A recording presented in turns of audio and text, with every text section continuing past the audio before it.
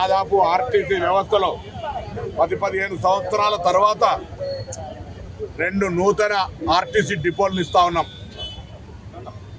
ఇది రేవంత్ రెడ్డి గారి నాయకత్వంలో రవాణా శాఖ మంత్రిగా నాకు సంతృప్తినిస్తూ ఉంది.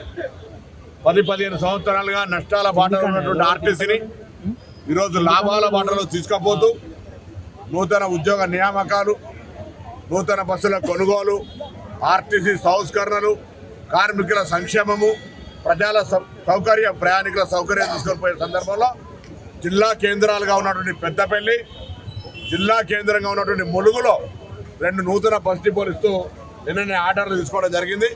ఈ ఆర్డర్లు గౌరవ సీతక్క గారికి, అదేవిధంగా ఈ పెద్దపల్లి జిల్లాకు సంబంధించిన ప్రాతినిధ్య వ్యవస్థ శ్రీధర్ బాబు గారికి, అక్కడ స్థానిక శాసనసభ్యులు విజయరామరావు గారికి ఇవ్వడం జరుగుతుంది.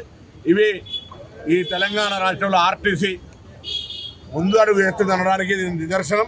2 నూతన డిపోల ద్వారా ఆ ప్రాంత ప్రయాణికులకు, ఏటూరు నాగారం ములుగు జిల్లానేమో అది 3-4 జిల్లాల సరిహద్దు, సమ్మక్క సారక్క కేంద్రం. ఆ ప్రాంతానికి సంబంధించినటువంటి ప్రయాణికుల సౌకర్యానికి తొందరలోనే బస్సు డిపో నిర్మాణం చేపట్టి ప్రయాణికులకు సౌకర్యం కలిగిస్తాం.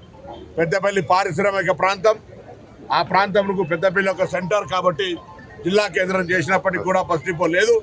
అక్కడ శాసనసభ్యుడు మంత్రి గారి సూచన మేరకు ఈ యొక్క బస్ డిపో కూడా శాంక్షన్ చేస్తా ఉన్నాం రవాణా శాఖ మంత్రిగా.